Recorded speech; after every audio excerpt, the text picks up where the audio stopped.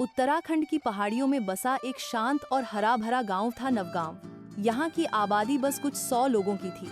चारों ओर से घने जंगलों से घिरे इस गांव की पहचान उसके सेब के बागानों और सीधी सादी जिंदगी से थी।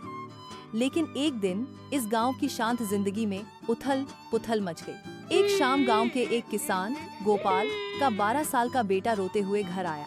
उसने कहा, बाबा, मैंने बड़े बड़े लंगूर बंदरों को देखा। वे हमारे बगीचे में सेब तोड़ रहे थे। जब मैंने उन्हें भगाने की कोशिश की तो एक बंदर मुझ पर झपट पड़ा। गोपाल को पहले तो यकीन नहीं हुआ, मगर अगले ही दिन कई और लोगों ने बंदरों के झुंड को गांव के आसपास मंडराते देखा। ये आम बंदरों से बहुत अलग थे। लंबी पूंछ, डरावना चेहरा और ग्रे रंग का मोटा फर।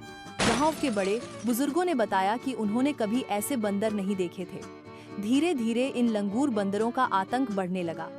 वे खेतों में घुसकर फसलें बर्बाद कर देते, मवेशियों को काट खाते। कई घरों की खिड़कियां तोड़ दी गईं। रात होते ही गांव में डर का माहौल छा जाता। गांव की पंचायत ने एक आपात बैठक बुलाई। हमें वन विभाग को सूचना देनी चाहिए, किसी ने कहा, या फिर पुजारी जी से पूछते हैं, शायद यह कोई शाप हो, एक बूढ़ी औरत बोली। लेकिन वन विभाग से कोई मदद नहीं मिली। एक अधिकारी आया, देखा और कह गया, यह कोई नई प्रजाति लगती है, पर हम कुछ कर नहीं सकते जब तक पुख्ता सबूत न हो। अब गांव वालों ने खुद ही इनसे लड़ने की ठानी। रात रात भर पहरेदारी होने लगी। लाठियां, मशालें, आवाज करने वाले बर्तन इकट्ठे किए गए। लेकिन इन लंगूर बंदरों की चालाकी सब पर भारी थी। वे छिपकर आते और अचानक हमला कर देते। फिर एक दिन गांव की सबसे बूढ़ी औरत दादी काली ने सबको बुलाया और कहा, यह शैतानियां तब से शुरू हुई जब उस पुराने मंदिर के खंडहर को तोड़ा गया था। वह मंदिर देवता वृक्षनाथ का था और इन बंदरों में मुझे कोई प्राकृतिक बात नहीं लगती। गांव वाले हंस पड़े।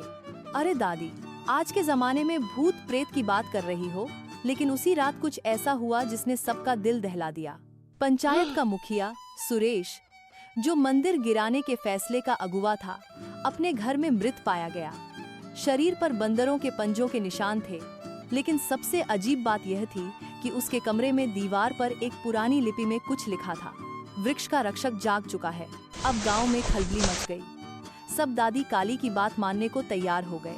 उन्होंने कहा, हमें मंदिर की जगह फिर से शुद्ध करनी होगी और वृक्षनाथ देव से क्षमा मांगनी होगी। अगले ही दिन गांव वालों ने मिलकर मंदिर की सफाई की, वहां दीप जलाए और पुरानी मूर्ति को फिर से स्थापित किया। कई घंटे तक पूजा पाठ चला और जैसे कोई चमत्कार हुआ, उस रात पहली बार बंदर नहीं आए। धीरे धीरे कुछ हफ्तों में गांव से उनका पूरी तरह से नामो निशान मिट गया। गांव ने राहत की सांस ली, लेकिन कहानी यहीं खत्म नहीं होती। 1 साल बाद एक युवा जीव विज्ञानी अन्वी मिश्रा गांव में रिसर्च के लिए आई। उन्होंने गांव की पूरी घटना सुनी और मंदिर भी देखा।